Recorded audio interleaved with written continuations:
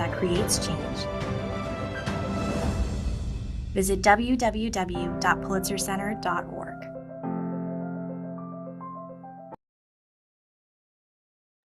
Buenas noches a todos y todas.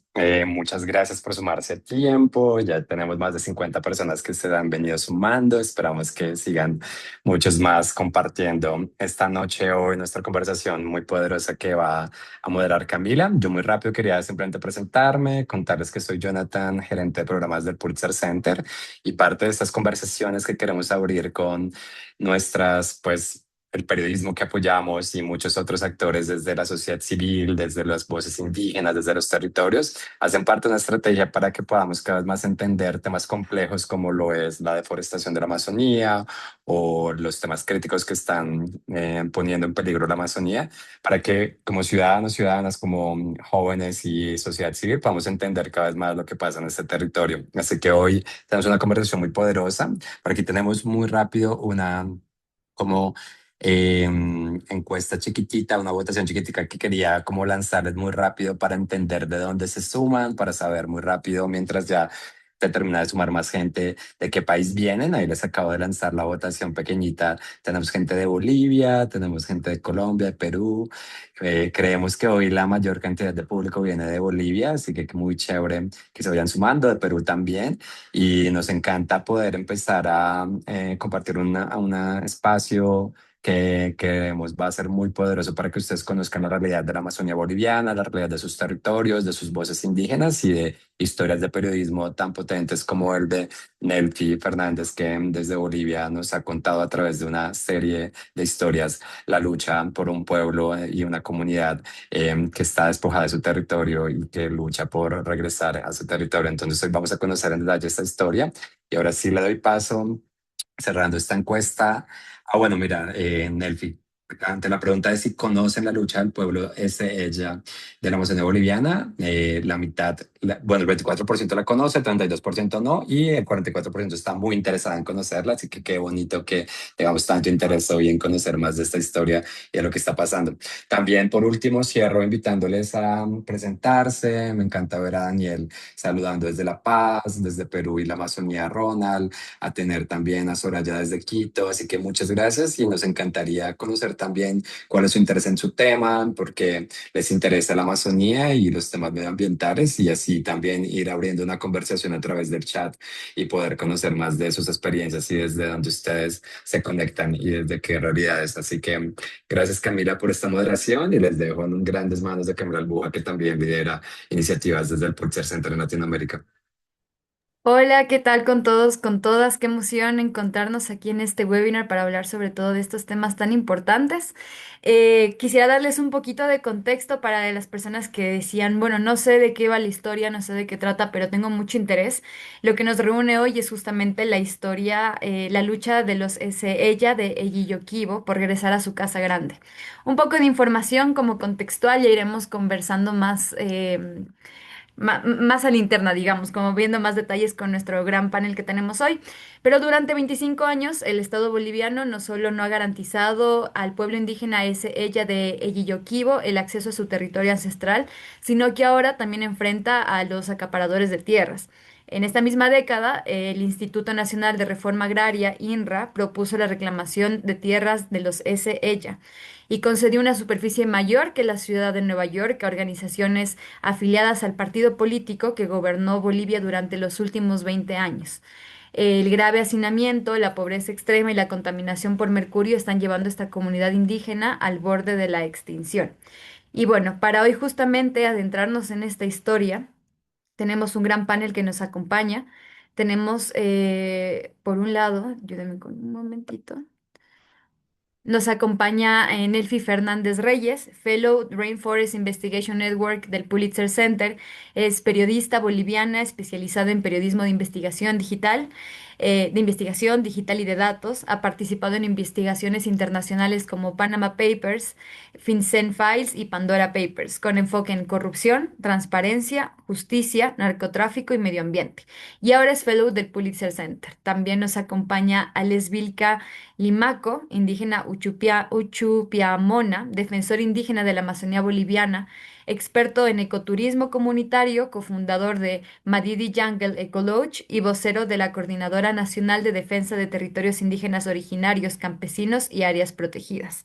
Y finalmente tenemos también la presencia de Alejandro Ballesteros, de la Fundación Etnollano, administrador público, asesor de gobiernos indígenas en la Amazonía colombiana y coordinador de incidencia política en Fundación Etnollano. Entonces, con este panel fenomenal que nos acompaña hoy, vamos a comenzar con nuestra primera pregunta que La presentación.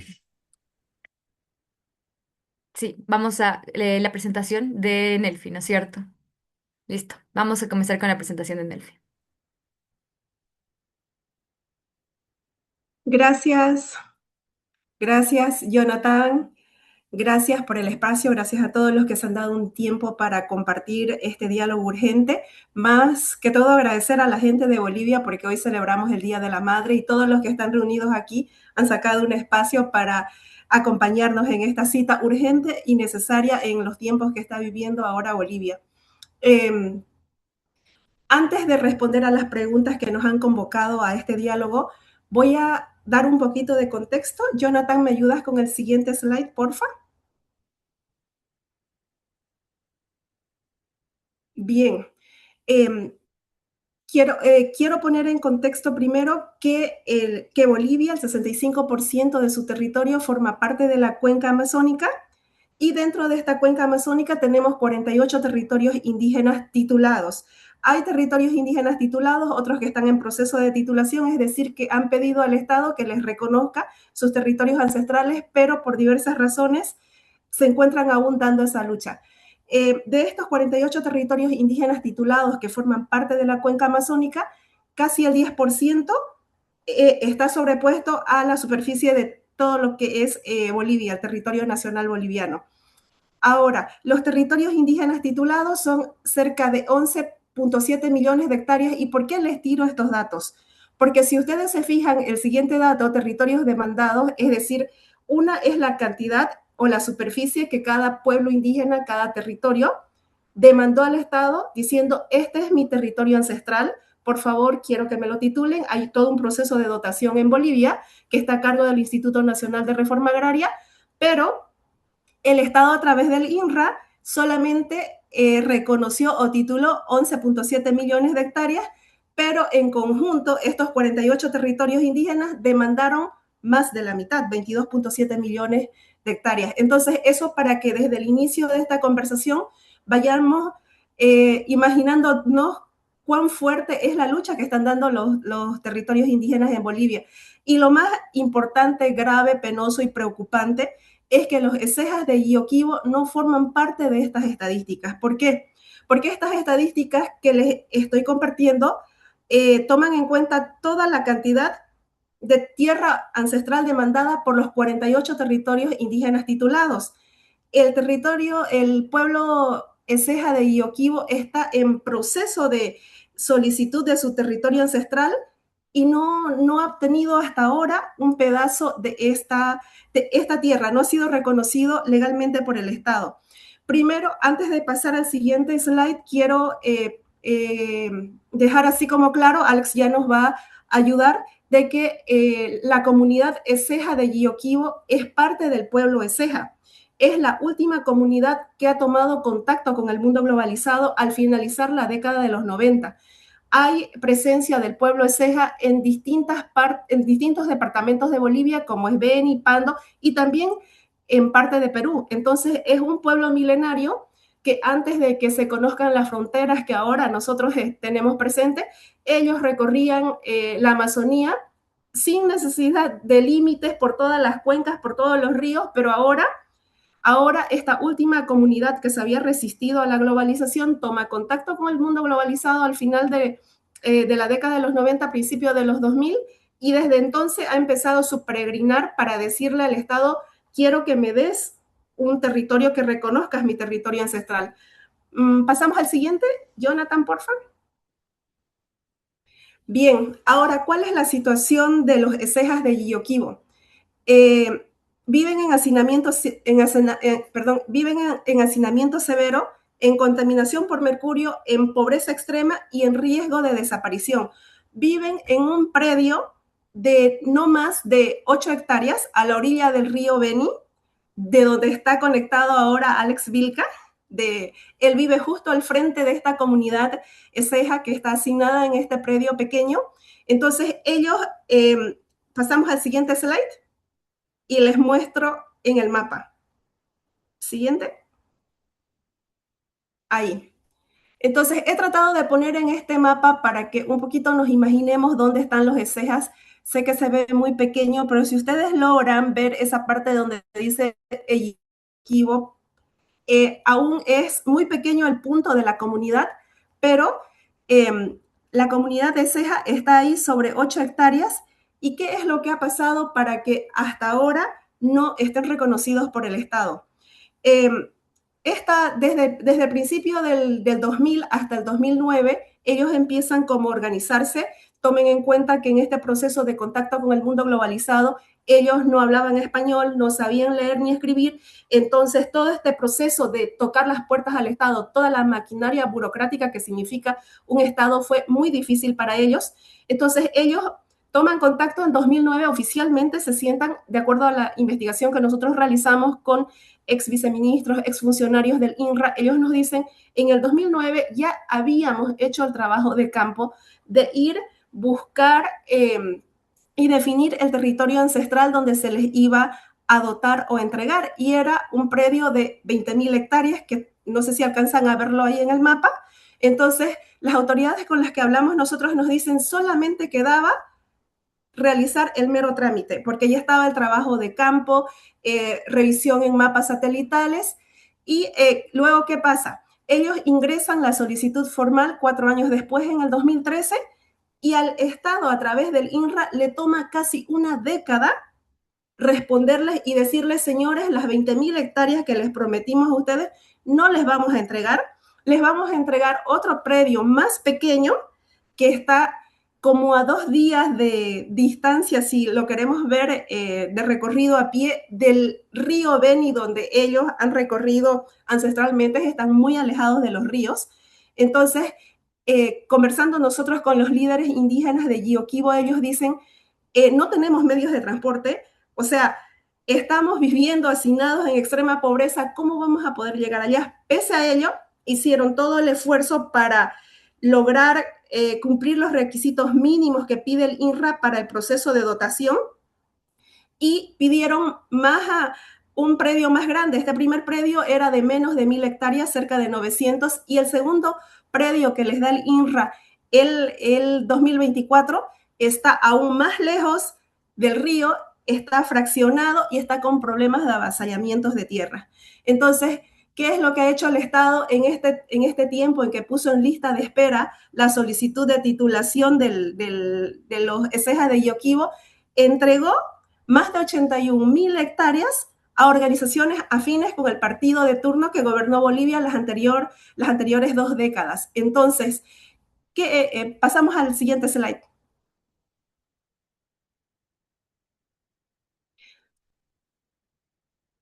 Creo que nos quedamos en el anterior, perdón.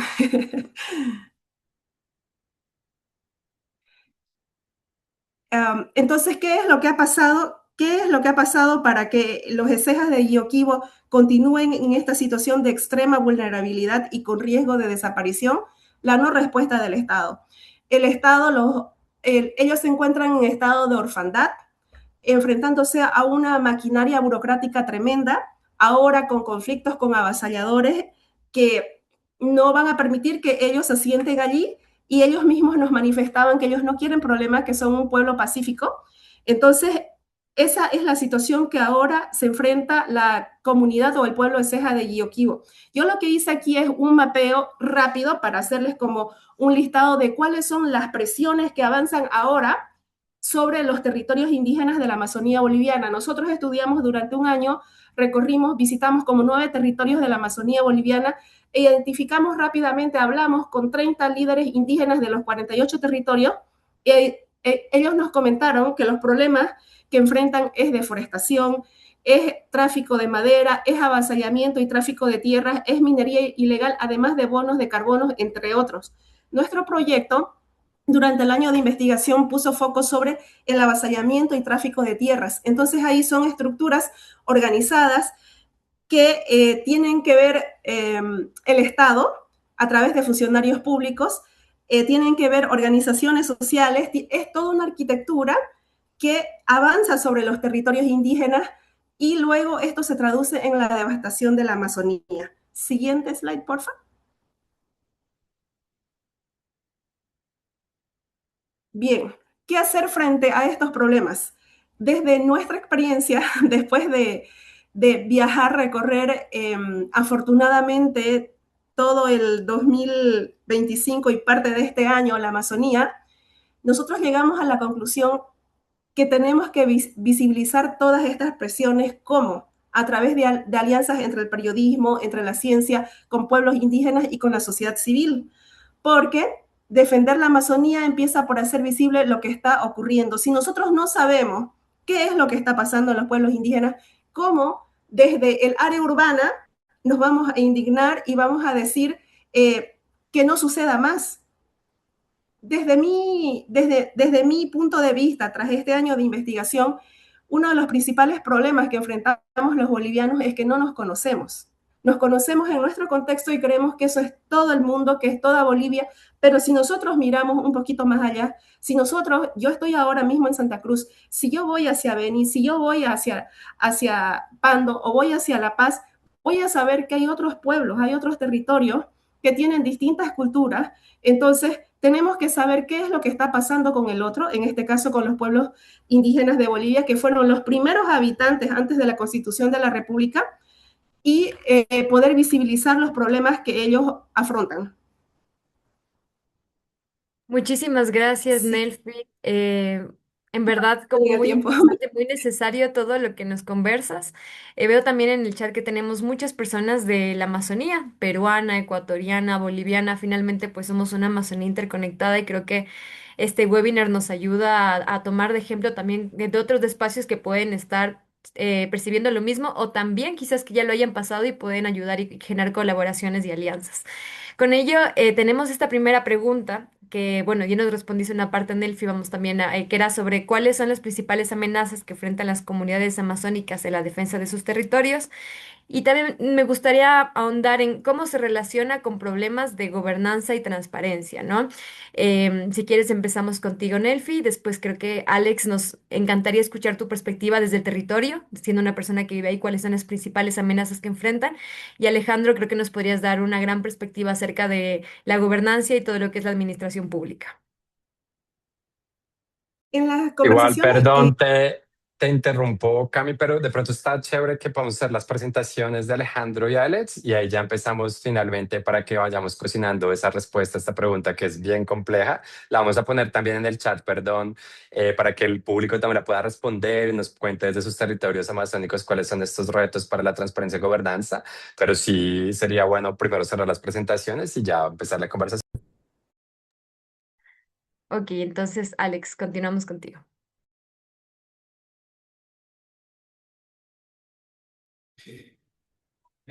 Bueno, en principio agradecer la invitación a Pulitzer Center, ¿no? A Jonathan, a Nelfi, a Alejandro, a ti Camila por coordinar este webinario.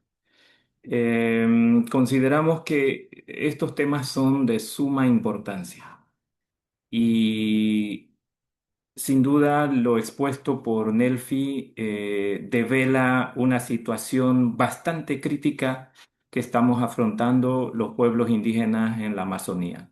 Y no exclusivamente en la Amazonía boliviana. La situación crítica que vivimos los pueblos indígenas es en todo el bioma amazónico, en toda la cuenca amazónica. Somos más de 500 pueblos que estamos sufriendo consecuencias similares. Las características pueden diferir en algunos temas, pero en su generalidad la situación de despojo territorial, de vulneración sistemática a nuestros derechos fundamentales se repiten. Sin duda, una de las razones que se ha acrecentado, y ya lo mencionaba Nelfi, es prácticamente el ahondamiento del modelo económico extractivista.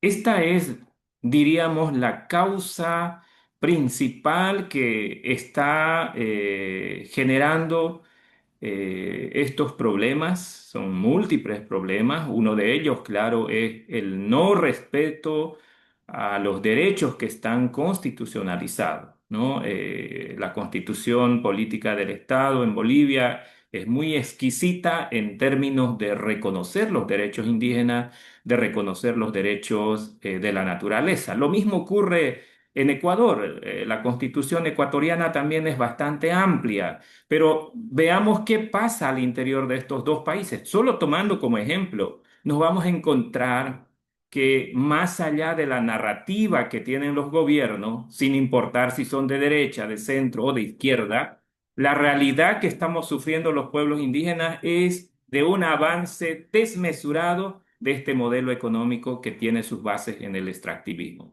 Y tristemente, no solo son los ECEJAS que están siendo despojados de sus dominios ancestrales.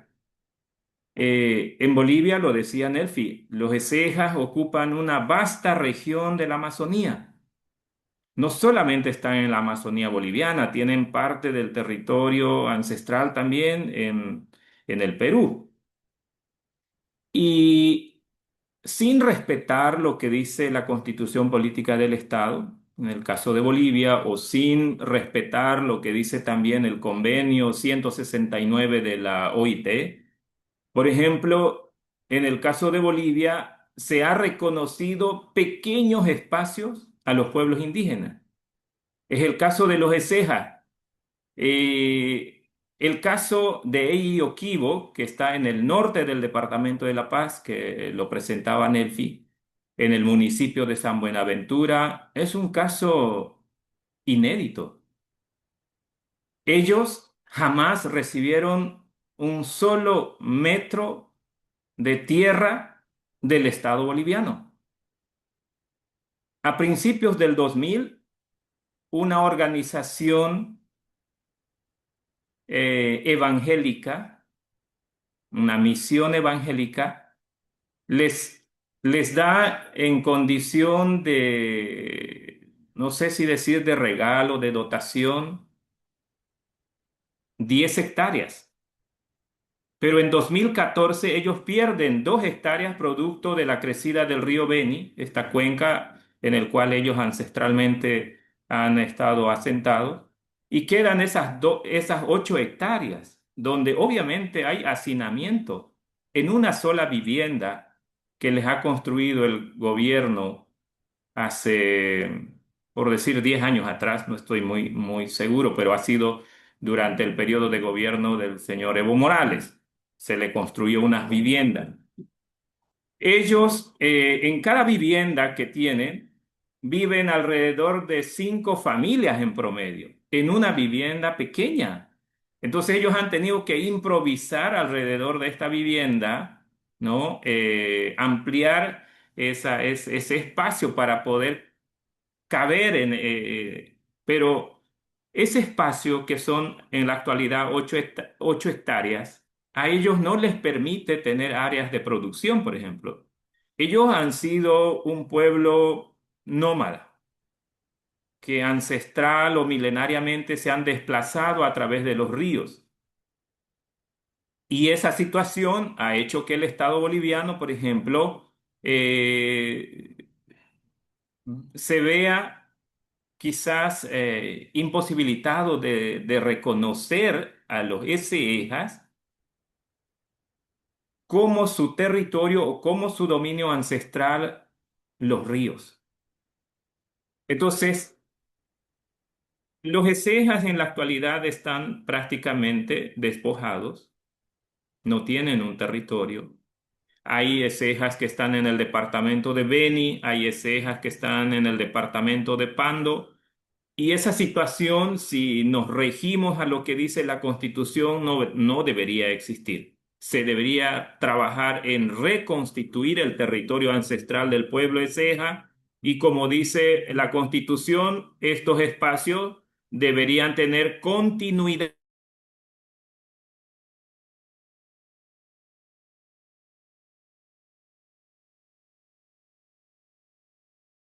Una pequeña porción que les han reconocido en el Beni, otra pequeña porción en Pando y los Ecejas en La Paz, en el norte de La Paz, que no tienen un territorio, que están viviendo en un área urbana, ¿no? Donde recibieron este pequeño espacio donde ellos están habitando, pues prácticamente les limita a hacer muchísimas cosas. Pero la situación se agrava mucho más cuando hablamos ya de la expansión de actividades como la minería legal e ilegal.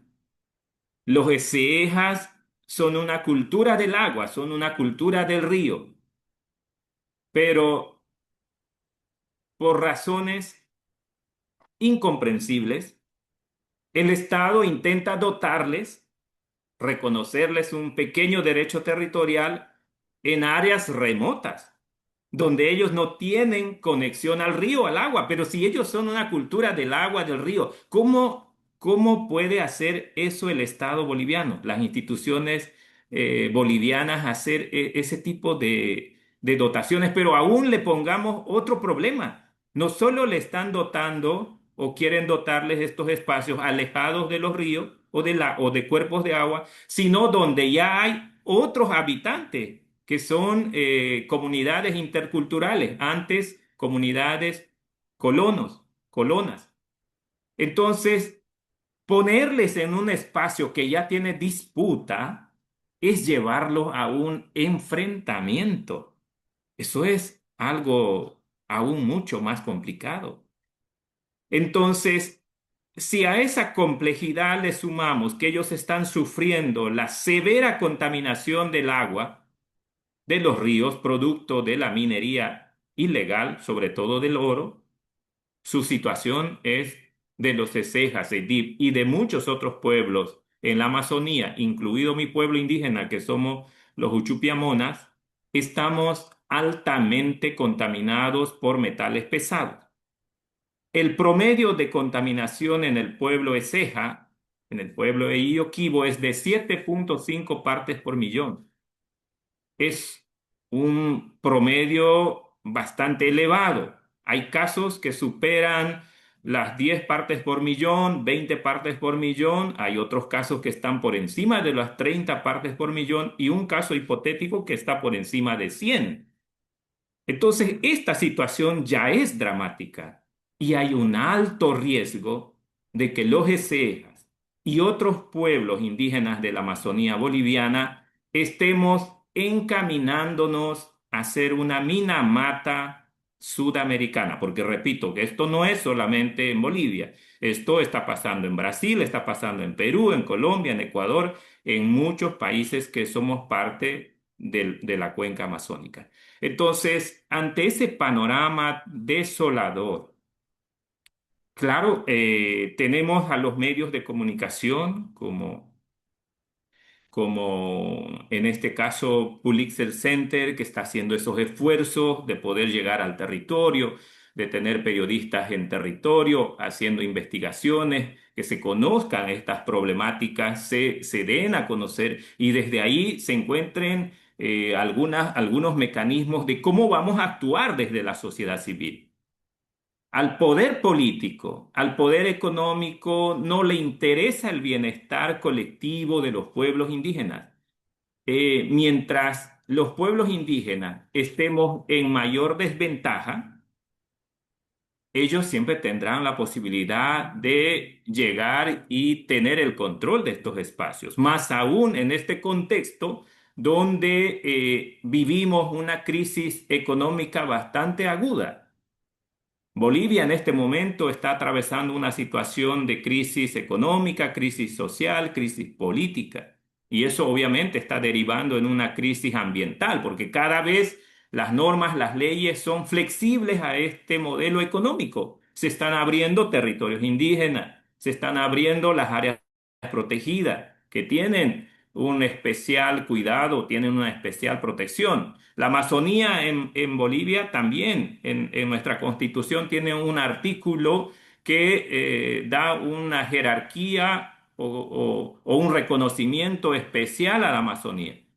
Pero eso está en la Constitución, está solamente en los papeles y en la práctica no hay ninguna acción concreta para hacer prevalecer, ¿no? Los derechos que están constitucionalizados. Entonces, es bastante complicado.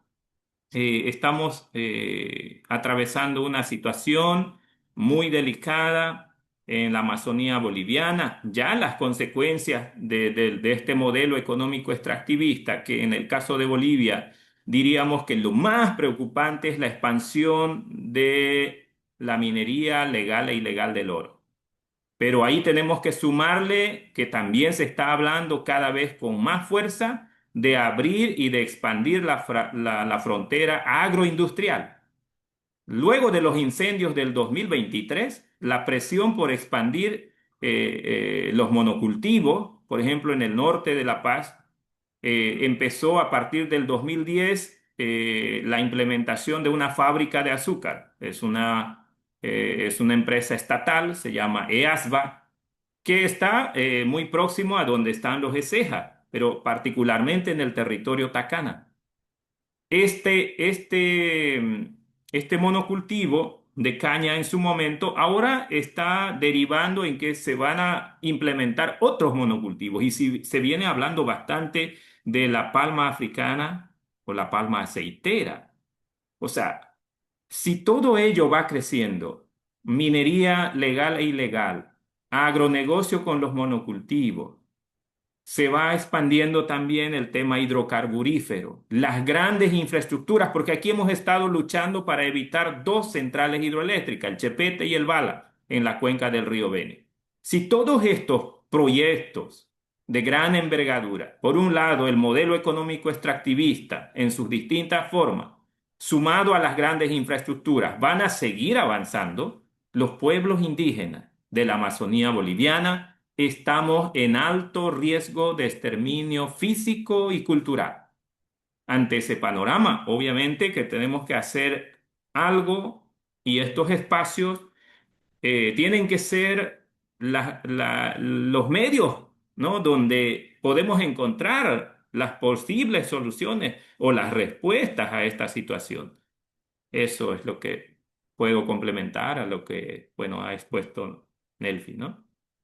Muchísimas gracias, Alex. Como mencionas, justo el momento ahora también queremos mandar muchas fuerzas a lo que está pasando en Bolivia. Sabemos que están en movilizaciones también y en diferentes tipos de exigencias. Entonces, una vez más, gracias igual dentro de ese contexto por conectarse. Creemos que también es importante generar estos espacios de diálogo para saber qué es lo que está sucediendo. Y algo muy importante que mencionabas también, Alex, yo soy de Ecuador, sobre el Estado plurinacional, ¿no? O sea, cuando a veces tenemos dentro de las constituciones el Estado plurinacional o el respeto a la naturaleza, pero luego, como mencionabas, en las acciones es otra la historia. Creo que para eso Alejandro Ballesteros, quien nos acompaña de Colombia y nos va a ayudar a hacer este puente, porque como tú decías, la Amazonía no conoce de fronteras, es una sola.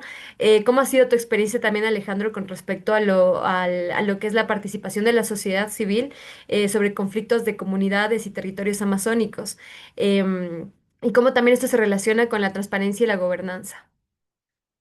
Muchas gracias a todos, buenas noches a todas las personas que nos acompañan. Agradecer a Pulitzer por realizar estos espacios de conversación tan importantes y también pues, en intercambios de experiencia entre países sobre lo que en la Amazonía y las diferentes amenazas que allí se presentan, pues entre todos tenemos una conversación sobre esta importancia de abordaje también en el bioma amazónico y como un proceso panamazónico de 9 países que hoy están pues estableciendo pues estas conversaciones respecto al rol de la Amazonía en un contexto de crisis climática, ¿no? Pues particularmente mi presentación tiene pues un enfoque particular de la experiencia en el caso colombiano respecto a los procesos de gobernanza y precisamente también cómo estas propuestas de una gobernanza biocultural en la Amazonía es necesaria para hacerle frente a las amenazas que estoy seguro se comparten entre los diferentes países y desde el rol de la sociedad civil que hemos venido desempeñando con el acompañamiento a gobiernos, a comunidades indígenas respecto a este proceso de combatir estas amenazas y también avanzar hacia acciones de protección de la Amazonía. Respecto a lo que Alex y Nelfi venían mencionando, creo que pues siempre es importante ver que cuando hablamos de Amazonía hoy en este contexto, tenemos que hablar que proteger la Amazonía y su integridad es fundamental para garantizar evidentemente la estabilidad climática y la seguridad hídrica del mundo y de la humanidad, y más en un contexto donde los científicos pues que han pues estudiado este aumento de temperatura del planeta pues ya evidencian que realmente pues ese punto de no retorno de la Amazonía es cada vez más inminente y que realmente estamos sobrepasando los límites del aumento de la temperatura en el mundo que habían establecido en 1,5 grados. Y en ese sentido, pues reconocer que estamos en un contexto de crisis climática donde hay además un contexto internacional que pone una crisis del multilateralismo también en términos de las responsabilidades que los estados tienen que asumir para proteger la Amazonía y para hacer procesos de transición que dejen cada vez más atrás los modelos económicos extractivistas, pues queda la Amazonía en el centro. Hoy es importante que la Amazonía esté en el centro de la conversación, precisamente por todos los servicios ecosistémicos que brinda, y que la Amazonía hoy, por ejemplo, está almacenando o ha almacenado hasta 200.000 millones de toneladas de carbono y durante décadas capturó de 1,5 millones de toneladas al año. Sin embargo, pues como ya lo han venido mencionando, pues este proceso pues, de captación de CO2 viene estando en riesgo. En el caso colombiano, pues digamos, el desarrollo de estas conversaciones respecto a la Amazonía se han dado en el marco de la gobernanza y de los otros temas en particular, pero se establece la necesidad de gobernar la Amazonía desde adentro. Y en eso, pues para el caso colombiano, tenemos una ratificación y es que uno, sin Amazonía no hay estabilidad climática global, pero también sin pueblos indígenas y comunidades locales no hay Amazonía. Y esto tiene una relación específicamente clave a la hora de ver generalmente quién protege el bosque y quién es el que tiene que realizar estas acciones de conservación. En el caso colombiano, pues la Amazonía es el 44% pues, del territorio nacional y pues está compuesta de 45,7 millones de hectáreas, de las cuales el 77,2% está cubierto por bosques y donde habitan principalmente pueblos indígenas, comunidades afrodescendientes y campesinas. Pero en ese mismo marco de esta Amazonía colombiana se ha evidenciado pues una serie de amenazas convergentes que son, digamos, como las conversaciones que veníamos teniendo, se unen mucho pues a las diferentes presiones o amenazas que se tienen en los otros países del bioma. En el caso colombiano, entre 1985 y 2024, y ahí lo pueden ver pues en esta imagen gráfica, se expande la frontera agrícola de 1,8 a 4,6 millones de hectáreas, es decir, se han perdido 2,5 millones de hectáreas de bosque y hubo un incremento además de eso de 771,2 hectáreas en el uso del suelo para minería. Y estos procesos de amenazas convergentes se establecen en que realmente las presiones o las amenazas de la Amazonía son multidimensionales, son multiescalares y es un problema además, pues que tiene unas dimensiones que no se pueden abordar de manera individual, sino de manera íntegra. En el caso pues de Colombia, que estoy seguro pues que tenemos pues estas desafortunadamente en común estas presiones, pues de las tres principales que se evidencian es uno, toda la pérdida de cobertura del bosque por variables de deforestación y es la conversión y la agradación del bosque sobre nuevas fronteras. Y eso pues tiene una afectación en términos o su principal variable de deforestación, digamos que yo diría son cuatro. Primero es el tema de acaparamiento de tierras. Dos, expansión de la frontera ganadera en términos de ahí en esa animación se ve bien, muy bien como en este tiempo, pues ese amarillo aumenta, digamos, en unas proporciones bastante altas. Tercero, las vías ilegales, particularmente desarrolladas por una gobernanza criminal que está en la Amazonía, que estamos hablando de una gobernanza paralela a un estado o a los estados en general, que hace parte de grupos armados ilegales que controlan la minería ilegal, que controlan las rutas del narcotráfico y que de ahí generan unas presiones precisamente de variables de deforestación. Esa minería ilegal, además, con unas afectaciones, digamos, en términos de ser una variable de deforestación, también pues tiene unas afectaciones en la salud, como lo han mencionado. El aumento en Colombia después de 1985 es de 771 veces más minería ilegal en la Amazonía colombiana. Y esto, pues la afectación, como lo han mencionado, pues implica en esas cadenas de valor que permiten que llegue el mercurio a Colombia para poder hacer un proceso de integración del oro. Lo que estamos viendo es que esa cadena de valor lo que hace es extraer la minería, extraer el oro, perdón, de los ríos en la Amazonía, y ese uso del mercurio para poder unir ese oro y poder, digamos, transportarlo en la cadena de valor, pues ese mercurio queda en los ríos, los peces, digamos, toman ese mercurio, y pues los pueblos y comunidades locales se comen ese pescado que pescan en los ríos y hay unas afectaciones en la salud. La variable pues que se tiene es que la OMS ha pues establecido unos lineamientos límites de mercurio, por ejemplo, en el cuerpo, y en la Amazonía lo que se ve es que hay 3 veces más ese límite en las afectaciones de mercurio. Y tercero, como una de las amenazas convergentes, pues es los proyectos de red más mal implementados. Y este es un proceso de un mecanismo financiero que busca generar pues un proceso de financiamiento como un mecanismo de conservación de los bosques, pero que particularmente en la región los ejemplos que se han dado es que estas empresas de bonos de carbono vienen teniendo unas afectaciones directas a los territorios indígenas y a las estructuras de gobierno propio.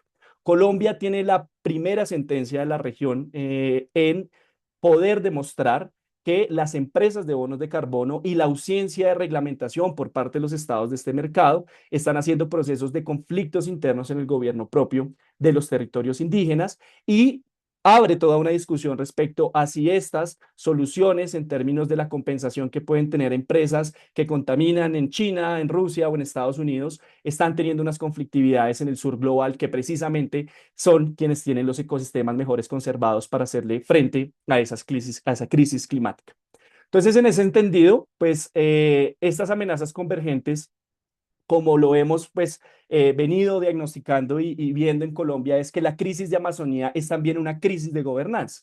Y esa crisis de gobernanza parte uno por el reconocimiento de que los principales actores de amenazas en la región son, por ejemplo, estructuras de gobernanza criminal. Es decir, esto no es que hay una persona sacando minería ilegal de forma aislada, no es que personas están creando vías ilegales de forma aislada, sino que son grupos organizados, particularmente en Colombia, en un tránsito de estos grupos armados ilegales que en algún momento fueron pues grupos, digamos, guerrillas, y que hoy están siendo pues transformados a estas economías ilegales y hacen este control territorial.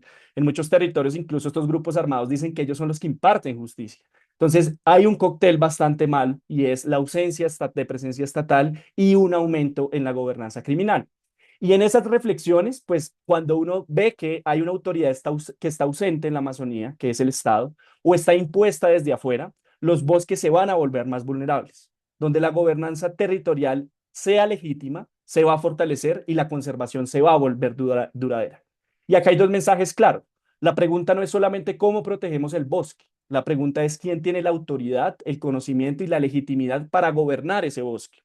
Y en este caso, pues lo que hemos, digamos, venido desarrollando en términos de la sociedad civil, pero también pues en colaboración con los gobiernos indígenas de la Amazonía colombiana, es la necesidad de establecer unos procesos de gobernanza biocultural.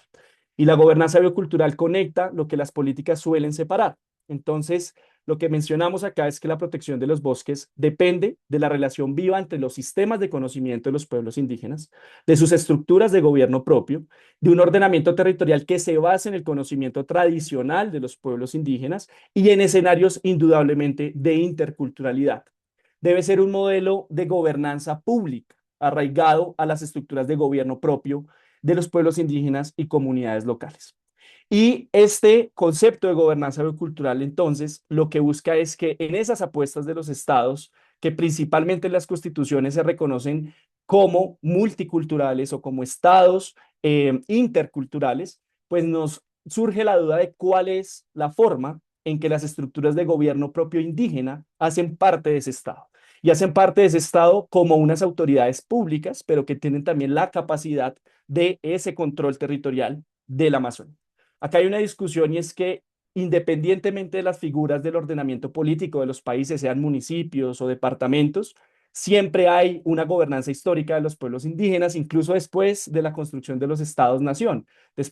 Antes de las constituciones ya había alguien gobernando la Amazonía. Antes de las reglamentaciones había pueblos indígenas gobernando la Amazonía. Y para terminar, pues el ejemplo de esta gobernanza biocultural es lo que en Colombia se conocen como las entidades territoriales indígenas. Colombia, desde la Constitución de 1991, estableció que Colombia es un estado multicultural y que reconoce la diversidad étnica y que busca que ese estado sea intercultural. Entonces, la pregunta es, ¿cómo se hace un proceso de reconocimiento por parte del Estado colombiano de las estructuras de gobierno propio dentro del ordenamiento político-administrativo? Colombia y en la Amazonía tiene aproximadamente, que creo que es una diferencia muy importante en el marco de los derechos territoriales con otros países, tiene lo que se conocen como resguardos indígenas. En la Amazonía hay 212 resguardos indígenas que en el proceso en 1980 y 1990 se hicieron todo el proceso de formalización.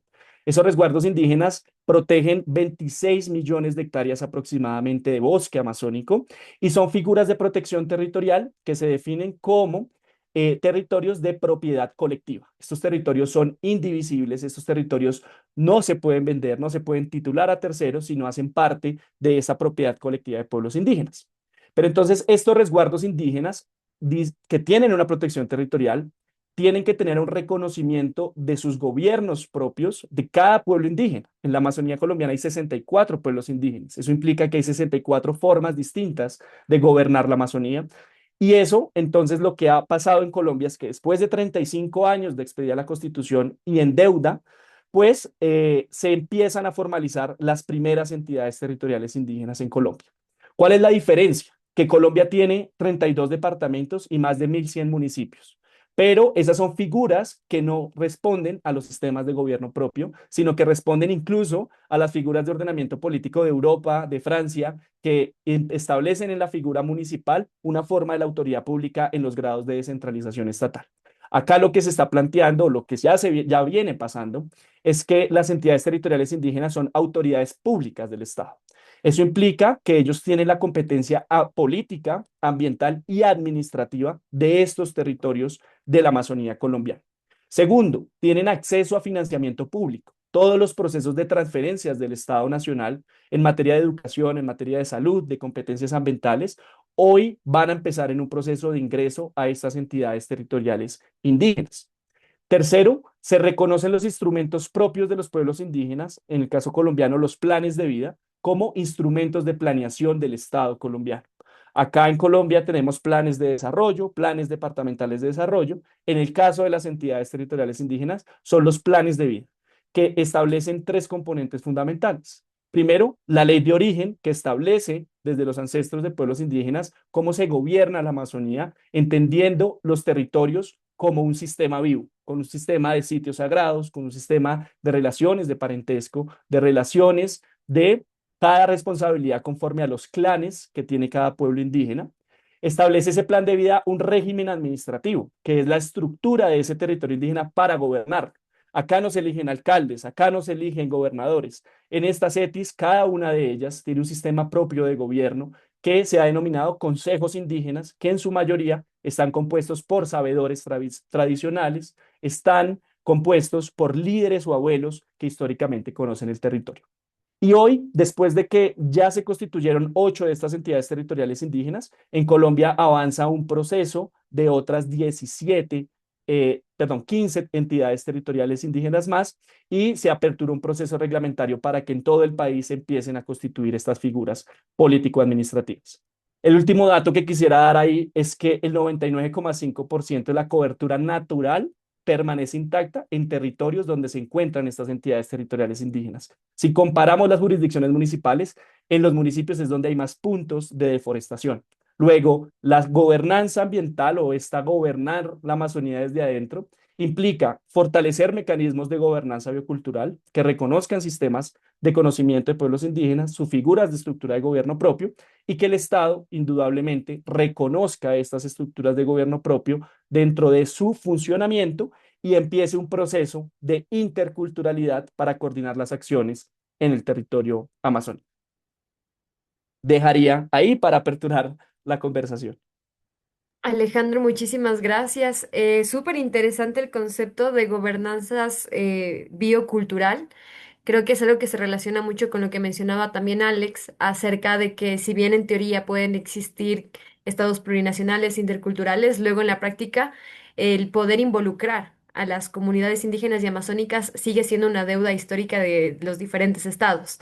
Vemos que más que involucrar casi siempre es un conflicto. Me pareció muy interesante la figura de apolítico, o sea, que siempre sean parte de, independientemente del gobierno, del partido que representen, pues que sean personas que, como mencionabas, están gobernando incluso previo a las creaciones de los estados. Quería leer un par de comentarios, porque tenemos, por ejemplo, Ezequiel Ayaviri nos dice, paz en Bolivia, carteles de venta ilegal de mercurio con los gobiernos. También tenemos otro comentario por acá de Felipe Andrés Criollo, minería ilegal y extendiéndose grupos armados, deforestación, narcotráfico, violencia, ganadería y desplazamiento. Saludos desde Nariño, Colombia, del medio digital El Radar del Sol. Bueno, y muchos comentarios más que los estamos leyendo. Somos 74, 75 personas conectadas que seguimos en la conversación. Y con ello pasar a la siguiente pregunta, ¿no? Y bueno, nos ha mencionado un poco Nelfi sobre la situación que sucede allá. Alex, también tú nos has dado un poco más del enfoque de gobernanza. En todos estos espacios de acción, ¿cuál es el rol que juega el periodismo? Eh, ¿Qué rol ha tenido el periodismo, la sociedad civil y las alianzas internacionales para visibilizar estos conflictos y para fortalecer la rendición de cuentas? Si quieren, comenzamos en mismo orden. Nelfi, vamos con Alex y luego con Alejandro. Hacer periodismo de investigación en Bolivia ahora eh, significa un mayor desafío, implica mayores riesgos y también hay menos periodistas haciéndolo, porque estamos en un momento en reestructuración de las líneas editoriales, de las cabeceras editoriales, en la que los medios masivos tradicionales están pasando a depender de una línea y los periodistas de estas redacciones ya no están haciendo el ejercicio de interpelar al poder. Entonces, en este contexto, hacer periodismo de investigación es una urgencia, es una necesidad, pero también es cada vez más limitado en Bolivia. Para visibilizar lo que está pasando en la Amazonía, se han tenido que hacer alianzas colaborativas desde lo local, nacional y también desde lo internacional. Esto ha permitido visibilizar muchos temas. Uno de estos casos es el caso de los ECEJAS de Yoquibo, que gracias a la gran alianza local, nacional e internacional que hicimos con el Pulitzer y otros medios aliados, se logró que el Senado haga un pedido de información al presidente, al nuevo gobierno. Vale recordar para los que no están en Bolivia que Bolivia acaba de cambiar, ha iniciado un nuevo ciclo político después de 2 décadas de un solo gobierno, ahora hay un nuevo gobierno, entonces el presidente del Senado ha solicitado al nuevo gobierno informar qué es lo que está pasando con el pueblo de Cejas de Yoquibo. Entonces nuestra investigación, nuestro reportaje principal ha sido prácticamente inserto y hemos recibido hace pocos días la novedad de que sí hay una respuesta, entonces porque hay una presión de los medios. Hay periodismo local haciendo este trabajo de interpelar, pero estamos en eso, los periodistas más que los medios, de hacer alianzas. Nosotros como equipo que estamos investigando la Amazonía con el Pulitzer y otros medios locales aquí, lo que hemos hecho es hacer distintos tipos de alianzas, ya no solo alianzas entre medios periodísticos, sino también alianzas con instituciones que investigan estos temas y alianzas con organizaciones que representan a la sociedad civil para lograr un mayor impacto, porque nuestro desafío es tan grande de lograr que un tema como este tenga un alcance masivo, porque ahora cada medio informa, entonces hay estos hilos de información donde hay gente consumiendo lo que le interesa y no lo que realmente está pasando, y entonces hay menos posibilidad de que la ciudadanía pueda ejercer su rol de interpelar al poder. Volviendo de forma resumida a la pregunta, ¿es clave estas alianzas más allá del periodismo con instituciones, con sociedad civil y con pueblos indígenas? Hemos trabajado y seguimos trabajando de una forma muy estrecha con los líderes de cada pueblo indígena, de los 48 que hemos dateado y de los reportajes que siguen en curso. La alianza con el trabajo con Alex Vilca ha sido vital incluso para entender lo que está pasando ahí en la Amazonía, porque él está en el corazón de la Amazonía ahora mismo, incluso para poder entender mejor lo que está pasando con los ECEJAS. Muchas gracias, Nelfi. Y sí, justamente, Alex, tú que vives allá, te estás comunicando desde la Amazonía, ¿cuál ha sido el rol que ha tenido el periodismo investigativo, las alianzas para poder visibilizar lo que está sucediendo? Bueno, el rol del periodismo de investigación es fundamental para hacer visible estas problemáticas. Pero en nuestra experiencia, por ejemplo, cuando nos enfrentamos a la presión de los grandes proyectos extractivistas, en nuestro caso, grandes infraestructuras como las hidroeléctricas, hemos visto la gran necesidad de formar recursos humanos en el territorio, es decir, comunicadores indígenas. Y estos comunicadores indígenas que estén enlazados, obviamente.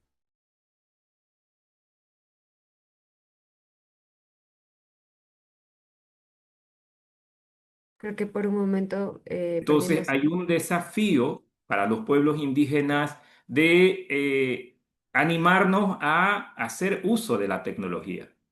Un teléfono inteligente en la actualidad se convierte en una herramienta potente, porque a partir de ello podemos mostrar la situación desde el territorio, lo que está ocurriendo. Y eso ha sido para nosotros bastante importante, por ejemplo, el acompañamiento de periodistas locales en la lucha, en la resistencia, ha sido muy importante porque ahora no es necesario estar de manera presencial o de manera física en las capitales de ciudades donde se concentran la mayor cantidad de medios de comunicación, sea escrito, televisivo, radial. Ya uno tiene la posibilidad de poder conectarse. Sin duda, hay muchos territorios indígenas que carecen de acceso a telefonía, es decir, no hay internet. Pero hay las maneras de cómo salvar, ¿no? De hacer grabaciones, de hacer imágenes. Por ejemplo, para nosotros en nuestra experiencia también fue muy efectivo el portar carteles en cada movilización, en cada lucha, estos carteles con mensajes importantes, porque se suben luego a las redes sociales. Muchas veces una imagen puede comunicar bastante. Entonces, esa ha sido para nosotros, por ejemplo, una experiencia importante.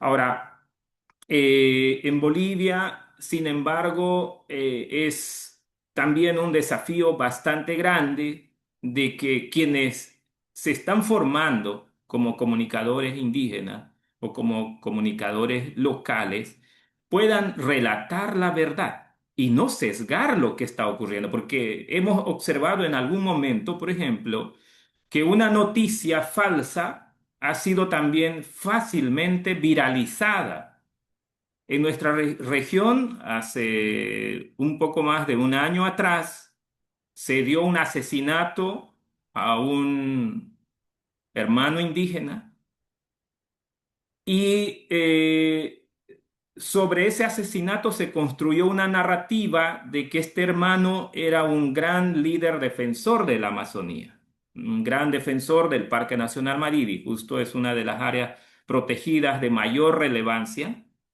pero de él no sabíamos mucho. No lo conocimos en las movilizaciones, en las luchas, pero la narrativa, cómo se armó, viralizó como que pues se había asesinado a una persona que estaba comprometida con la causa de protección de la naturaleza, de los territorios indígenas. Entonces, pero detrás de ello, claro que hay grandes intereses del poder económico y político. Hasta ahora, por ejemplo, esa situación derivó en que otro hermano indígena, Chimán, porque el que falleció fue un hermano indígena leco, ya una persona de la tercera edad, y acusaron a otro hermano indígena, a un joven de unos 25 años, Chimán, quien está recluido en la cárcel de San Pedro de la Paz por más de un año. Entonces, ¿cuál el mensaje de todos estos problemas? Ahí vimos que muchos medios nacionales, incluso internacionales, cayeron en esa falsa narrativa. Llegó incluso a instancias de derechos humanos que también abogaron por esta situación, pero desde la CONTIOCAF, que es la Coordinadora Nacional de Defensa de Territorios Indígenas, Originarios Campesinos y Áreas Protegidas de Bolivia, venimos exigiendo al Estado boliviano una investigación profunda sobre este hecho, porque no es posible que, dado, por ejemplo, en este caso, se utilizaron imágenes falsas, audios falsos. Se utilizó un testimonio de un hermano ecuatoriano que está defendiendo su territorio y usaron la foto del hermano fallecido para hacer creer de que era la voz de este hermano el que estaba defendiendo. Entonces, la voz del hermano ecuatoriano es potente en su defensa y colocaron una foto de la persona que asesinaron y se viralizó. Eso trascendió nuestra frontera. Y lo que nos da miedo de eso es que se usen información que no es correcta y pueda servir para criminalizar a los verdaderos defensores o las defensoras. Entonces, esto, si terminan, por ejemplo, sentenciando con la pena máxima al hermano indígena Chimán con 30 años de cárcel, cualquiera de nosotros puede ser llevado a la justicia porque en la red social X o el comentario o opinión de X persona dijo que él estaba involucrado en esa actividad o en ese crimen o en este caso, en un asesinato. Entonces, hay situaciones, creo que muy importantes que se tiene que jugar desde el rol del periodismo ambiental, la sociedad civil y las alianzas a todo nivel, local, nacional, internacional. Nosotros desde principios del 2000 hemos creado una mancomunidad de comunidades indígenas que rompe estereotipos, es decir, que esta forma de organizarnos está en base al territorio, a las cuencas hidrográficas que tenemos, aunque en Bolivia las normas o la visión, sobre todo política, nos ha como obligado a que los indígenas tenemos que organizarnos por departamento, por provincia, y entonces en la actualidad los indígenas de La Paz, del Beni, de Pando, de Santa Cruz, tienen que tener sus propias organizaciones. Pero en esta forma de organizarnos nosotros rompemos esas fronteras y es que nos estamos organizando los pueblos sin importar si son municipios, departamentos, y estamos englobando una visión integral de cuencas, de espacios, de dominios ancestrales. Y eso tuvo su éxito. Logramos frenar estas hidroeléctricas en la cuenca del río Beni. En este año se van a cumplir 10 años de haber expulsado al gobierno, a las empresas que estaban haciendo estudios. Sin duda esto no es una victoria definitiva, los intereses económicos van a continuar. Hemos visto también que, por ejemplo, el compartir conocimiento, el intercambio de conocimiento, de experiencias, ha sido fundamental. Hemos recibido líderes de Colombia, hemos recibido líderes de Brasil, líderes de Chile, indígenas, pero también nosotros fuimos a visitarlo en campo para escuchar testimonios de vida, potentes testimonios de vida de nuestros hermanos indígenas sobre cuáles han sido las consecuencias de las hidroeléctricas, de la minería, del agronegocio. Y eso es sumamente importante, tejer ese tejido social de resistencias, de lucha, pero donde estén también muchas organizaciones, no solamente indígenas.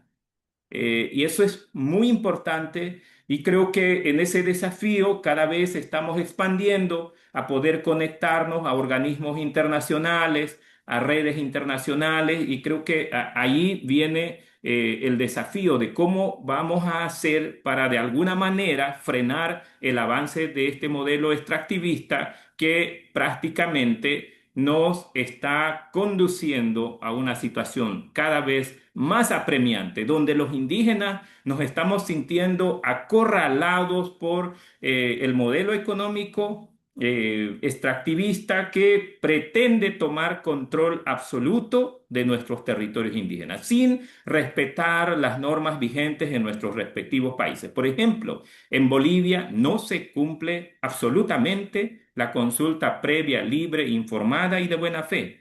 En los papeles, el gobierno dice tener estos documentos, los respaldo. Pero nosotros, los indígenas en los territorios, desconocemos esos mecanismos. A, a lo mucho que pudieron hacer es venir a hablar de los proyectos, a socializar, pero eso de ninguna manera es una consulta previa, libre e informada y que esté apegado a lo que dicta nuestra Constitución o lo que dice el Convenio 169 de la OIT. Muchísimas gracias, Alex. Todo lo que nos comentas creo que nos sirve de enseñanza no solo para el territorio boliviano, sino para otros. Conectamos, de hecho, estaba leyendo justo un comentario, nos escriben, por ejemplo, un momentito lo tenía por aquí. Muy pan en Quimo, soy activista de la Amazonía ecuatoriana, es muy compleja la situación que estamos atravesando en diferentes comunidades indígenas del país. Aquí en la Amazonía ecuatoriana y mi territorio hay personas que están ingresando sin consulta previa, libre e informada a las comunidades indígenas, justamente como nos menciona también Alex. Por ende, he estado luchando en la defensa de la naturaleza y por el agua ahí. Empresas petroleras y minería, tala de árboles dejan sin remediación ambiental. Por el momento a ellos no les importa lo que a mi persona trato de mantener en resistencia con mi gente por el bienestar de mi pueblo. En la actualidad quieren dañar el ambiente, pero al pasar los años llegarán las enfermedades a causa de la contaminación y de la destrucción de nuestra Pachamama. Gracias por ello tenemos el aire libre y se me acaba de ir el mensaje. Em, un momentito. Bueno, sí. Básicamente se replica, ¿no? Lo que nos mencionas, Alex. O sea, es algo que lo vamos a seguir viendo en diferentes territorios y por eso lo que mencionas que es tan importante de las alianzas, de la comunicación, del periodismo local, nacional, internacional. Me pareció que quisiera destacar sobre el periodismo local que nos mencionas, ¿no? Alejandro lo decía. Los estados se han manejado de forma céntrica. Entonces, antes, para acceder, pues, o para denunciar lo que estaba sucediendo en los territorios, había que movilizarse días, incluir recursos, transporte y demás para llegar a las capitales y enunciar lo que estaba sucediendo. Ahora, con los teléfonos celulares, con diferentes oportunidades, con alianzas, ya las personas desde sus propios territorios pueden decir y denunciar lo que está sucediendo. Y también con, claro, la responsabilidad de combatir la desinformación, ¿no? Algo que estamos también teniendo en nuestra era es la masiva desinformación. De hecho, el Pulitzer Center tiene un eje muy importante en combatirla y en fortalecer a quienes comunican, que sea desde un espacio también de responsabilidad. Y ante ello también, Alejandro, preguntarte cómo ha sido para ti desde el ámbito de la administración pública también las alianzas con el periodismo investigativo, con agentes de la sociedad civil como para generar acciones. Gracias, Camila. Pido excusas que tuve ahí un problema con la cámara, pero sí, digamos, para aportar en la conversación, creo que hay dos roles muy importantes, uno el del periodismo y el de la sociedad civil, que creo que de alguna u otra forma se suman en unos escenarios pues, de acciones conjuntas y de alguna u otra forma toda la humanidad y los actores posibles de la sociedad están llamados a hacer un proceso de protección de la Amazonía en un escenario de crisis climática. Yo creo que el rol del periodismo que se ha podido pues, evidenciar en el marco pues, de los procesos que acompañamos en la Amazonía colombiana es uno, pues la necesidad de una vigilancia y un control público sobre los procesos de amenazas que hoy o las presiones que hoy tiene el bioma amazónico, principalmente el tema de deforestación ilegal, como veíamos, minerías y economías extractivas, todo el proceso de violación a los derechos colectivos individuales de pueblos indígenas en materia de mercados de carbono. Creo que acá en Colombia hay mucho periodismo independiente que precisamente investigativo, por supuesto, que se ha tomado la tarea de investigar estos procesos de contratos que son muchas veces pues abusivos en términos de las negociaciones con pueblos indígenas, que tienen unas distribuciones de beneficios totalmente inequitativas, escenarios totalmente acá de violencia contra líderes ambientales e indígenas. Creo que Colombia pues ha hecho un ejercicio en reglamentaciones o en procesos de incidencia pública que se han ratificado en acuerdos muy importantes a nivel regional, como el Acuerdo de Escazú, por ejemplo, que hace un escenario de protección a líderes ambientales, y porque sin prensa independiente, pues gran parte de las dinámicas que destruyen esta Amazonía pues permanecen invisibles o no tienen un costo público particularmente.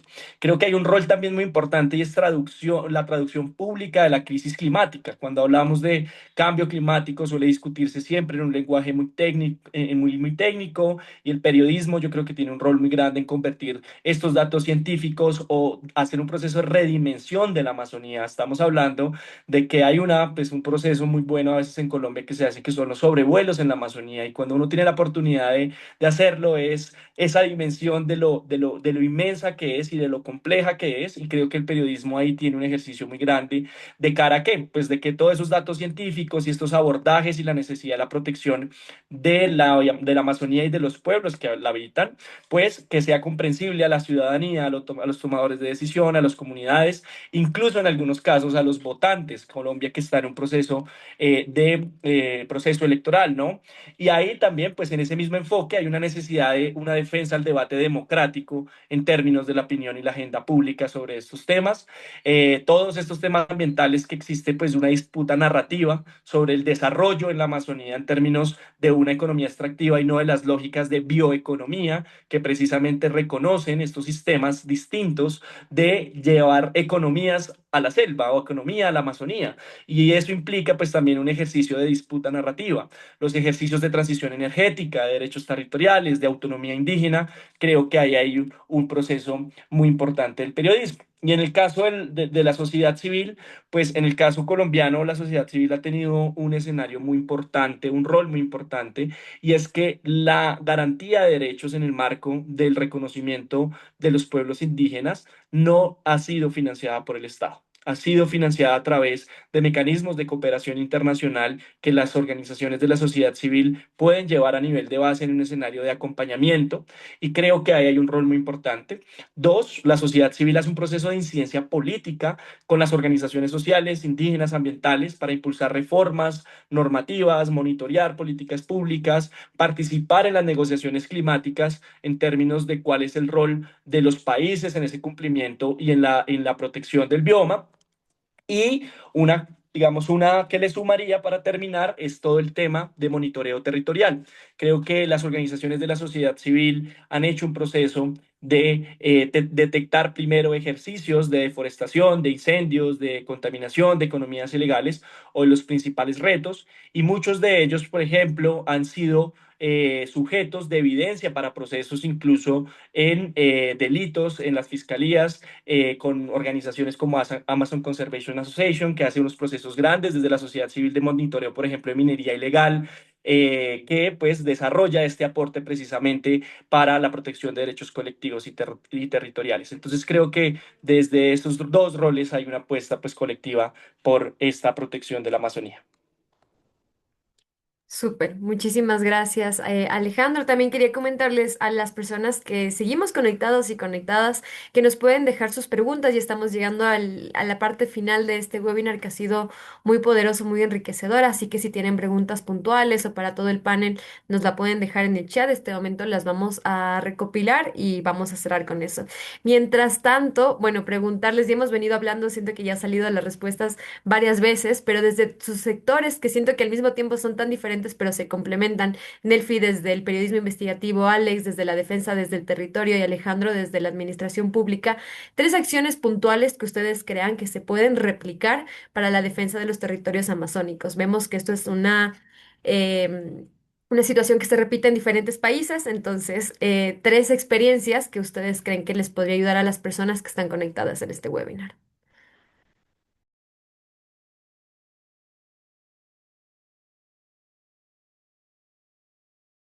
Podemos empezar en el orden que quieran.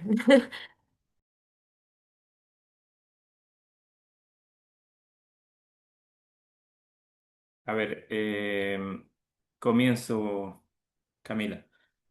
En el caso de Bolivia, por ejemplo, en 2018 hemos creado la Coordinadora Nacional de Defensa de Territorios Indígenas, Originarios, Campesinos y Áreas Protegidas de Bolivia. Es una organización que aglutina a defensores y defensoras de los territorios indígenas. Prácticamente casi en toda Bolivia, excepto Pando, que no tenemos, digamos, una participación muy activa, pero en las demás regiones sí. hemos visto que una experiencia que ha sido muy útil ha sido la denuncia a todos estos atropellos. La Contiocap permanentemente usa sus redes sociales para sacar comunicados públicos dando a conocer la vulneración a los derechos. Venga de distintas fuentes, por ejemplo, la minería, el tema hidrocarburífero, el agronegocio o las grandes infraestructuras. Esto ha logrado que poco a poco también los medios locales, nacionales, incluso internacionales, vayan tomando como una fuente de información los comunicados que saca la Contiocap. Pero eso es una tarea, la denuncia pública, la interpelación, los comunicados.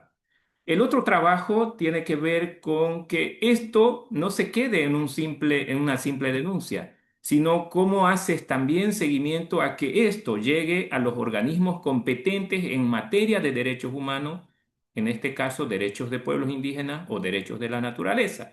Es así que hemos sido también reincidentes en hacer conocer estas problemáticas a la OEA, por ejemplo, a la CIDH, a la ONU, a las relatorías especiales.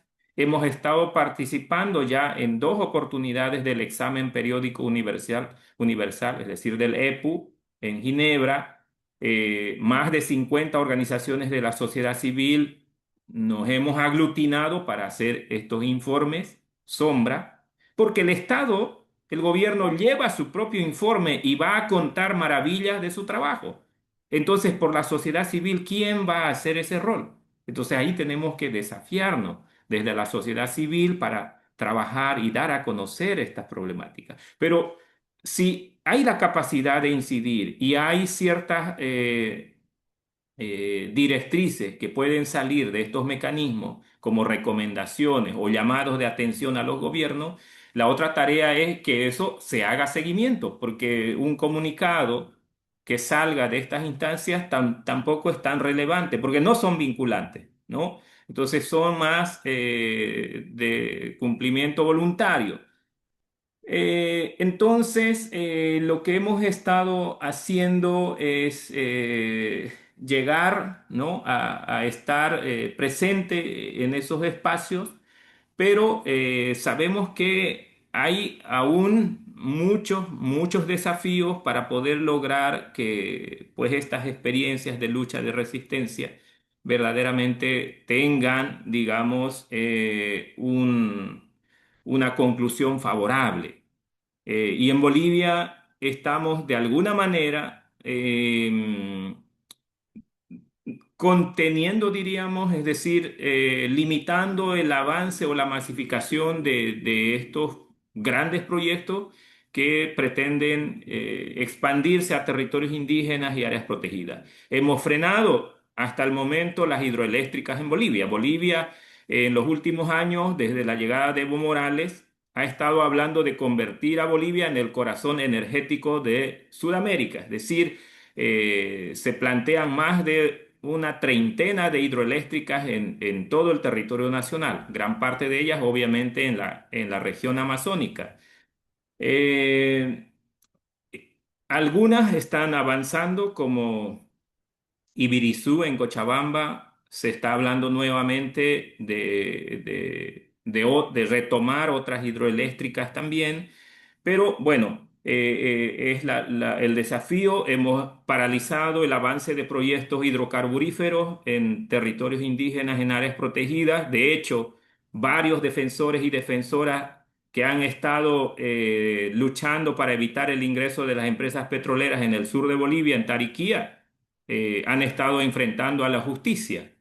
El año pasado creo que alrededor de 20 o más de 20 personas, en su gran mayoría mujeres, fueron llevados a la justicia. Este año alrededor de 12 personas, también con la llegada del nuevo gobierno, ocurrió lo propio. Han sido también llevados a la justicia por exigir cumplimiento al derecho que nos asiste a los pueblos indígenas.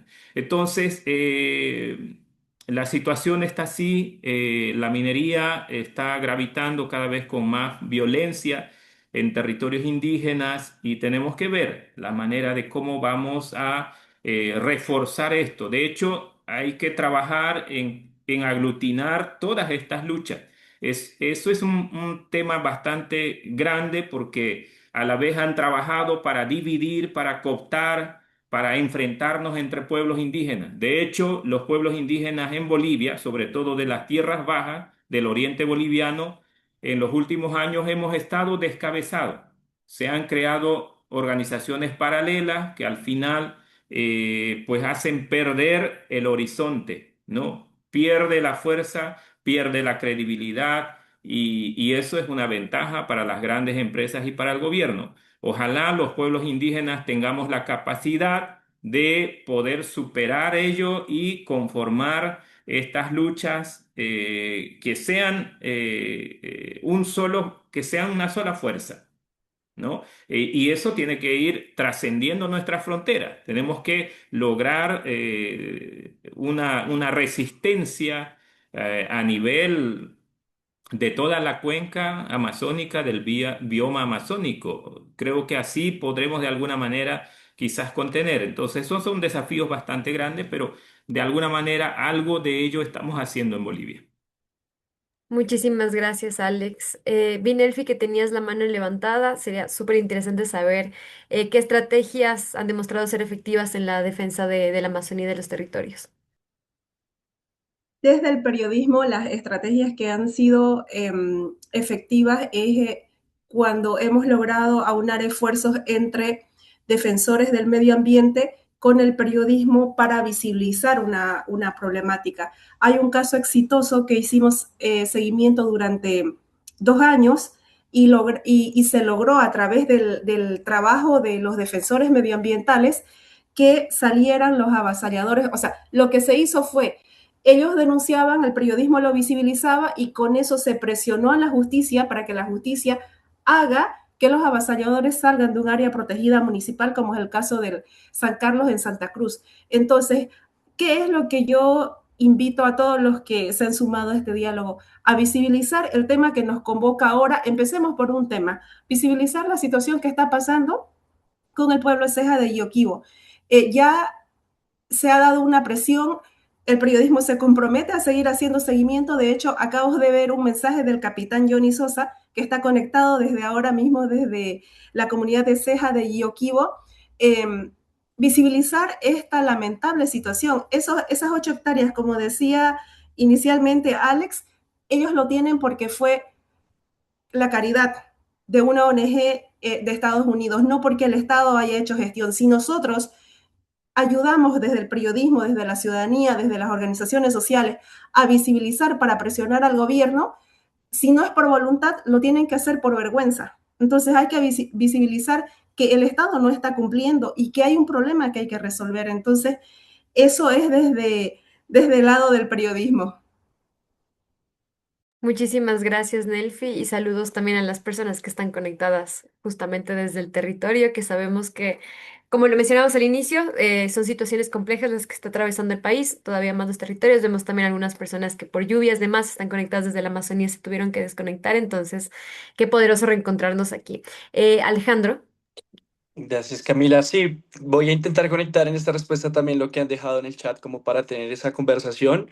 Yo creo que en el marco de acciones prioritarias o que se pueden replicar, hay una que hace parte de la necesidad de hacer intercambios de experiencias sobre el avance de los procesos de reconocimiento de gobiernos indígenas, pero también de las presiones y amenazas que se desarrollan en la Amazonía, que muchas veces se pueden pues, establecer en el marco de alianzas con la sociedad civil. Recientemente, y ahí mencionaban el caso peruano, ahí hay una paradoja importante con el caso colombiano. En Colombia, pues hay un reconocimiento, como les conté, en el marco de los territorios indígenas como parte del ordenamiento político administrativo, pero en el caso del Perú ese reconocimiento no existe de esa forma, pero hay unos grados de autorreconocimiento con mayor fortaleza, como es el caso de los gobiernos territoriales autónomos que existen, que precisamente hay una ausencia de esos reconocimientos de Estado, pero que el autorreconocimiento también implica unos procesos de resistencia y de fortalecimiento de gobierno propio bastante importantes, y eso salió fruto de un intercambio de experiencias que creo que es un escenario muy valioso para abordar estos estos temas paramazónicos.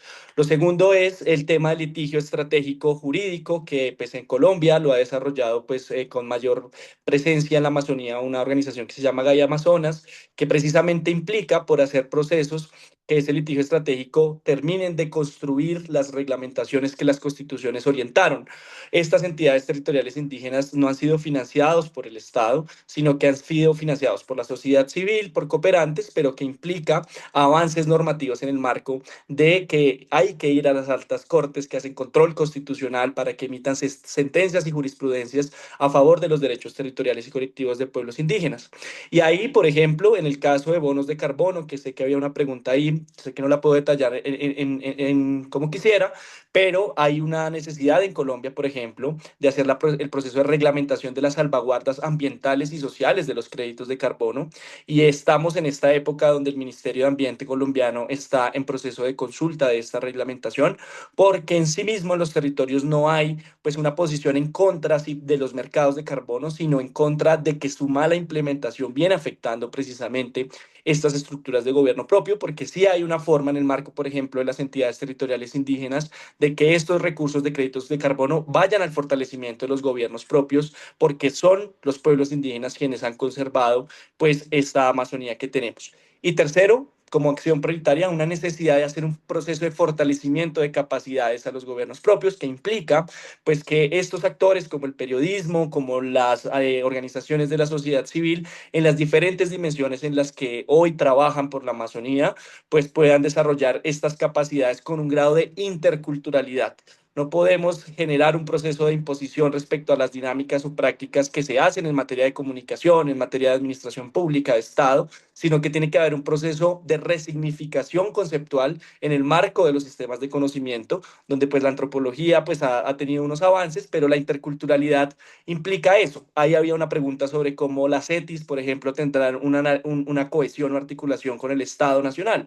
Ahí hay que hacer un proceso de diálogo intercultural permanente, porque el Estado tiene que adecuarse, no los gobiernos indígenas. Los estados tienen que adecuarse a los sistemas de gobierno propio, y esa adecuación implica pues un diálogo intercultural para la transformación de esas reglamentaciones estatales. Entonces, creo que esas tres pues, son acciones, y ojalá en algún momento podamos encontrarnos incluso para seguir desarrollando estos temas.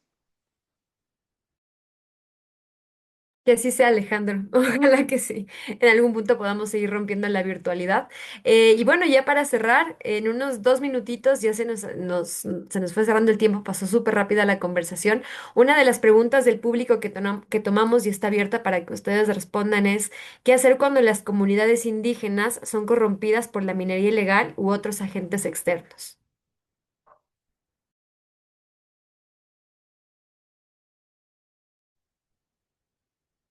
Em, voy yo con esa, perdón, a partir del diálogo que hemos sostenido con 30 líderes de los 48 pueblos indígenas, porque este es un problema que registra cada pueblo indígena. Lo que ellos están haciendo tienen sus propias leyes, su propia justicia indígena, en la que ellos están identificando, le llaman a las manzanas podridas, para poder, desde sus propias formas de vida y formas de gobernar, poder apartar la paja del trigo antes de pasar a la justicia ordinaria, porque es necesario, como ellos le llaman, reconducir, reunificar, reorganizarse. Se ha manejado en estas 2 últimas décadas pasadas un paralelismo. Eh, Cuando un dirigente no estaba a favor o era crítico del gobierno, lo que hacía el gobierno, bueno, lo que hacía el gobierno era como crear paralelas. Entonces, eso ha hecho que los territorios mismos se vuelvan vulnerables a todas estas estructuras, organizaciones sociales que mueven economías ilícitas, para que las presiones avancen con mayor rapidez hacia los territorios indígenas, hacia la deforestación, el avasallamiento y el tráfico de tierras. Entonces, lo primero es la organización de ellos mismos, de los pueblos indígenas, para que puedan separar, repito, la paja del trigo, para que puedan gobernarse. Ellos tienen sus propias formas de hacerlo, y luego hacerlo de forma coordinada ya con el gobierno, que eso es un estado ideal, para que pueda haber el desarrollo o una convivencia pacífica dentro de los territorios indígenas, dentro de los pueblos indígenas. Muchísimas gracias, Nelfi. Quizás Alex o Alejandro. Complementando la exposición de Nelfi, sin duda, esto es un tema cada vez muy complejo, porque la estrategia de los actores mineros en Bolivia, claro, ha sido el involucrar a personas de los territorios indígenas. Esto para, de alguna manera, salvar esa exigencia de hacer la consulta previa, libre e informada. Es decir, que se han creado cooperativas mineras con socios, en algunos casos indígenas, y ha crecido esa intención de crear cooperativas en los territorios indígenas, en las comunidades indígenas. Pero esa es una estrategia simplemente para penetrar en los territorios indígenas o áreas protegidas. Ante esa situación, claro, corresponde lo que dice Nelfi. Tenemos que ver qué estrategias están a nuestro alcance. La gobernanza indígena tiene que ser una salida, es decir, qué mecanismos tenemos en materia legal, como decía Alejandro. El litigio estratégico tiene que ser una salida, es decir, no solo limitarnos en una estrategia, sino tomar un conjunto de estrategias en materia legal o jurídica. Una de ellas, la justicia indígena, originaria o campesina, como se conoce en nuestro país. Sabemos que todavía esto es un gran desafío porque gran parte de la problemática se sigue tratando con la justicia ordinaria. Sin embargo, tenemos que conocer a mayor profundidad los alcances de los derechos de los pueblos indígenas que están constitucionalizados o aquellos que están reconocidos en convenios, en tratados internacionales.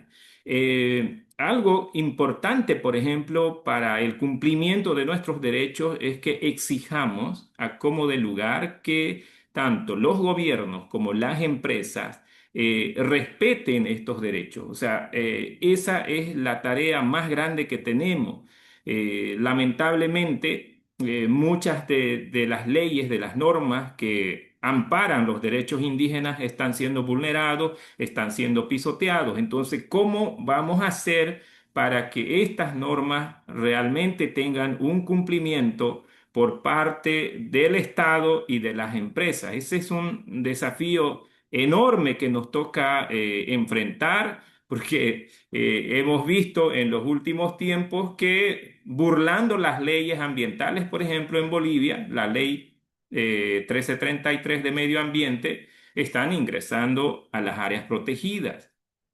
No se respetan las normas que amparan a los pueblos indígenas y de pronto hay actividades extractivas al interior de territorios indígenas. Entonces, yo creo que el desafío es bastante grande y tendremos que aprender de experiencias positivas que se han dado en otros países. Ahí es muy importante el intercambio de conocimientos, de experiencias para poder ir trabajando y reforzando, digamos, la manera de evitar que esto siga agravándose.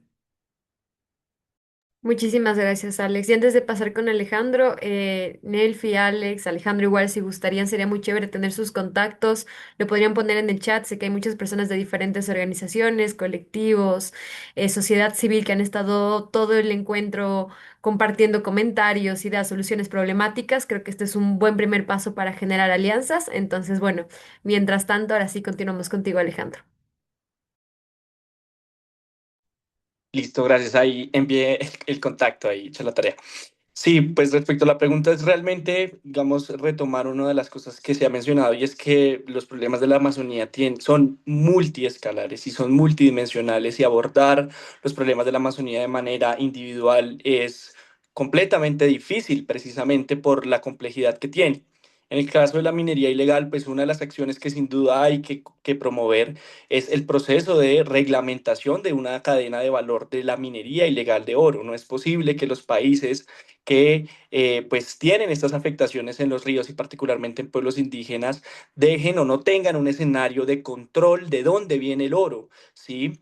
Y particularmente incluso la entrada ilegal de mercurio al país, que viene particularmente de México, eso tiene pues unas connotaciones bastante difíciles en ese impacto y es que un mercado como el de la minería ilegal de oro existe porque hay alguien que lo compra y particularmente hay una discusión incluso a nivel global de que mucha parte de la minería ilegal de oro que viene de la Amazonía la compran bancos públicos de países en Europa y eso tiene unas dificultades. Aquí en Colombia alguien sale en un aeropuerto con una cadena gigante de oro y no hay ningún tipo de control o trazabilidad del oro y particularmente eso pues con acciones que vayan a un proceso de fiscalización pues de esta minería ilegal. Como les decía, pues la minería ilegal no es alguien sacando oro ilegalmente, sino son estructuras criminales que tienen estos procesos de gobernanza criminal en la Amazonía y por ende, digamos que esa forma de corromper comunidades, como digamos lo planteaba la pregunta, pues necesariamente implican hoy unas dinámicas de fuerza hacia las comunidades en términos de que hay reclutamiento para la minería ilegal por parte de estos grupos con presiones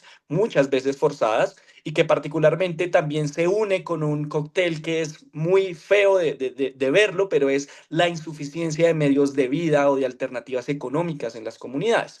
Luego, cuando uno ve ese panorama, pues hay unos escenarios de reglamentación e incidencia a nivel nacional de los estados. Segundo, hay un escenario de generar procesos de alternativas económicas en la Amazonía con enfoques de bioeconomía, de protección de sistemas agroforestales, silvopastoriles, es decir, ahí hay unos mecanismos muy importantes porque ninguna persona de una comunidad indígena por decisión propia va a ir a una minería ilegal de oro, ni va a participar de esta actividad económica, sino precisamente es por esta insuficiencia de medios de vida. Y lo tercero es pues una necesidad evidente de seguir denunciando estos casos de gobernanza criminal, de hacer un proceso de coordinación y articulación con los estados colombianos. Ahorita había una del estado colombiano, perdón, en este caso, había una pregunta respecto a la jurisdicción y cómo se podría eso articular en casos de defensa. Por ejemplo, la Amazonía acá pues está en zona de frontera con Venezuela, ¿sí? Y esos ríos pues tienen unos procesos de tránsito que tienen que ser articulados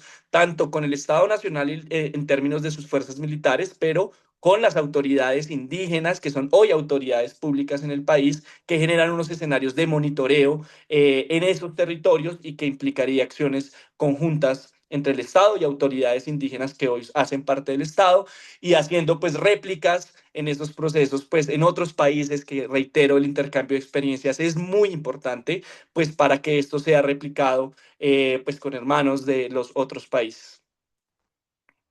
Wow, muchísimas gracias Alejandro, Nelfi, Alex. Ha sido una conversación muy enriquecedora. Si ustedes quisieran leer más del video, del artículo, lo pueden encontrar en el Pulitzer Center y también lo tengo por aquí que fue publicado en colaboración con, un momentito, a ver, con Asuntos Centrales, ¿no? Pueden encontrar el video, se encuentra en YouTube. Y bueno, también ya tienen los contactos de las personas que nos acompañaron hoy en el panel. Les quiero agradecer muchísimo por unir y por traer acá toda su experiencia, por hacer también de este un espacio muy enriquecedor de conversación. Y bueno, como nos dice aquí Jonathan, no olviden llenar esta pequeña encuesta que les acabamos de dejar en el chat. Es muy importante para nosotros y para nosotras para seguir gestionando estos espacios. Sigan nuestras redes como el Pulitzer Center, suscríbanse a nuestro boletín. Vamos a tener más webinars acerca de océanos, de transparencia y gobernanza. Así que bueno, lo ideal es seguir en conversaciones y en alianzas. Nelfi. Solamente una invitación. El equipo que ha estado investigando a la Amazonía, junto con el Pulitzer y que ha publicado el reportaje sobre los ECEJAS, está pronto a publicar más reportajes, más investigación, entonces vamos a estar publicándole, les invitamos a seguirnos, a leer y a visibilizar estos reportajes, esta problemática que sucede en la Amazonía boliviana. Genial, muchísimas gracias, Nelfi. Y así una forma también, pues, de acompañar estos procesos es difundiendo la información, dialogándolo, debatiéndolo, sacándolo en la mesa. Entonces, nada, muchas gracias, que tengan una excelente noche y nos estaremos encontrando, espero, en un próximo webinar. Muchas gracias, un saludo y abrazo a todos.